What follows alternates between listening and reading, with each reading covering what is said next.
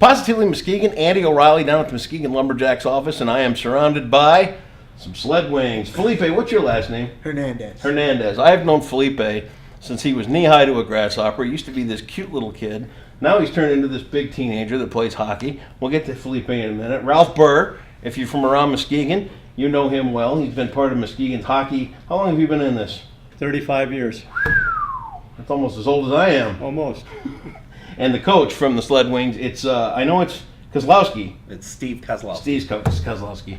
One of those Grand Rapids boys with a ski. I know a lot of them, so I get There's a few. Let's start off with the game. Ralph, you've organized another game for the Sled Wings to come on out and take on the Lumberjacks. It's coming up on December 10th. December the 10th. Talk about this game. Well, 2 or 3 years ago, we had the group come over again and scrimmage against the Lumberjacks. Yep. And it was really enjoyable. And I continually had people ask me, when are you going to do it again? Sure. When are you going to do it again? We want to see those kids because they hear a lot about them. Because I'm a very good voice for the Sled Wings. You're a big advocate. I tell everybody about them. You got a grandson here doing it. Yeah, and I have a grandson. And so I talked with Tim Taylor, and we were able to work out a date. And so that's what we're going to do. What can people expect when they come to a Sled Wings game? I mean, everybody in town loves hockey. We know that. Tell them a little bit about Sled Wings and the team. The people, if they've never seen sled hockey before, they're going to be very surprised on how talented these kids are. They know what they're doing. And one thing we found when we've scrimmaged other teams that are not sled people, they have a heck of a time staying on the sleds. Really? Where our kids, of course, they know how to do it, Yeah. and they've been playing a long time. Yeah. The grandson's been playing, what, 6 years? 6. Is it 6 years now? Yeah. Talk about what it means to you. Oh, jeez. I mean, let me just take you back a little further. I remember seeing you as a kid. You'd be up here cheering on the Jacks, be it the pros or the USHL or whatever. Yeah. Did you always have a burning desire to be out there playing? Yes. You did? Yeah. Did you think because of your limitations with your legs that it would never happen? I don't want to say it would never happen, but yes, it would be harder Yeah. for it to happen. What now that you play and you've been at this for a while? What does it mean to you now? Being able to do something that maybe at first I didn't think I really could do, or maybe it was harder to do. Yeah. What position do you play? Wing. Do you? Yeah. Are you tough? You get in fights? No. No? They don't have any sled wing hockey fights or anything kind of stuff? No? Grandpa tries to tell him to get into them, but he won't do it. That's what a grandpa's for right there, man. I do all this stuff. Steve, how long have you been with the Sled Wings? As you're the coach. Yep, so this is my 9th year coaching. What got you into it? I played hockey my whole life, Yeah. and the opportunity just arose through some meeting between some other friends. And, when the opportunity arose, I literally came to the first practice of the season. It was obvious that at that point they needed some help on the ice. And I went home that day and told my wife about it, and she said, you need to do this, you need to get involved, and we agreed. It was a good time in our life where our kids were grown, and it just gave me an opportunity really to get into something and give something back to the hockey world. Sure. So, I mean, that's one thing about the hockey world, that it's a tight-knit group. Absolutely. It really is. I mean, all the way from the NHL down to the USHL and the mid-level pro leagues in the middle of it. You don't have to go more than 20 feet till you find somebody that knows somebody in the hockey world. Yeah. It's a tight-knit group. It really is. As you started to play, talk about your first experiences on the sled and stuff. My first, that was probably the worst experience of my life. Really? Yes. What made it bad? I couldn't do anything. I just couldn't do anything. About like the first time I ever bowled. Nothing but gutters, right? Well, but it takes time. It takes practice. Definitely. Yeah? Now, how would you say your effectiveness is on the ice? Yeah, definitely has improved. Yeah? Pretty good for the arms, too, from the looks Yeah. of things. Is that from you just pushing yourself around? You get that big arms like that? Yeah, maybe. Nice. I know that and a couple of cheeseburgers. I mean, look at me, though, right? How many games do you guys play a season? So we play, our junior team plays tournaments only. Okay. And our adult team is in a league. So there's 2 teams. So it's a little different. Yep, we're the only junior team in Michigan. There's only 2 adult teams in Michigan, which is Grand Rapids and Detroit. The adult team's in a league this year, newly formed league.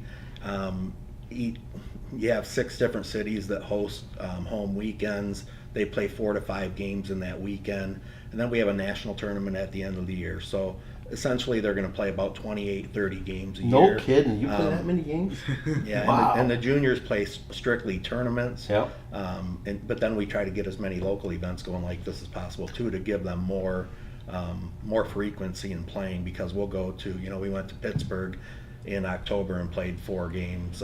We went to Wooster, Ohio 4 weeks ago and played 4 games. And then we have a little bit of a break. So this past weekend we went to Marquette. This weekend we have the Lumberjacks. Over Christmas break we play a couple local high school teams, put them on sleds just to keep them active, and give them as many opportunities to get on the ice as possible. Felipe, talk about the other teams and what they think they're going to see and what they end up seeing. When you guys come in to play a game, what does the other team kind of go, well, we're not sure, or, well, we got to take these guys seriously, well, we're doing this as an exhibition? What do they expect, and what do you think they see? Definitely take us seriously. Do they really? Yes, Yeah? definitely. Otherwise, we will tear you apart. I'm not even. Why do you say that? What have you done recently to tear them apart? Beat them by a lot. Yeah? Yeah. What? Give me a score. One that stands out in your head. 6-7-0. No kidding. Mhm. And these are guys that regularly play. Yep. But they're up on skates and their legs are mobile or whatever, and you just come in and skunk them. Mm-hmm. I love that They, attitude. they have quite a rivalry with a team from Pittsburgh. Do you? Yeah. Yeah. Do you get to travel a lot? Yes. Is that a cool thing? Yes. Is it? Afforded you some opportunities you didn't think you were going to get otherwise? Yeah. Yeah. Now let's talk about coming to Muskegon to play. What's that mean to you? All these years that you've been down here watching the games and cheering them on and being, waiting for the T-shirt and all that kind of stuff. I know, because I know you do, man, and I've slipped you 1 or 2 over the years too. So, what does it mean to you to be on the home ice out here? Like you said, home ice. Big deal? Yeah. Got your friends all coming? Yeah. Yeah? Very exciting. Very exciting. Where do you want this to take you from here? Olympics. Yeah? Yeah. They do sled hockey in the Olympics? USA team. Is that a possibility? Absolutely, yeah. You think so? Yeah. For any one of your junior players? Yeah, that's really most of their goals, is to make that Team USA Paralympic team. I mean, it's a high goal. Obviously, it's a big it's goal an to shoot aggressive for. goal, but these guys, guys and gals, I should say, we do have, we are co-ed as well. Some of our male athletes have made the USA developmental team, and we also have Susie Cluting on our women's team on our adult team, that she's actually been on the women's USA team for 4 years. So, awesome. So it's definitely a reachable goal Awesome from West Michigan. 4 o'clock on the 10th. Ralph, you said that they're just going to take donations for admission. Right. Yep. Just donations. We'll have a table set up on the 4th Street entrance, Okay. and we'll just ask for a donation. And the donations go to for the cost of the travel team and hockey and everything else Right. that's involved. Yeah.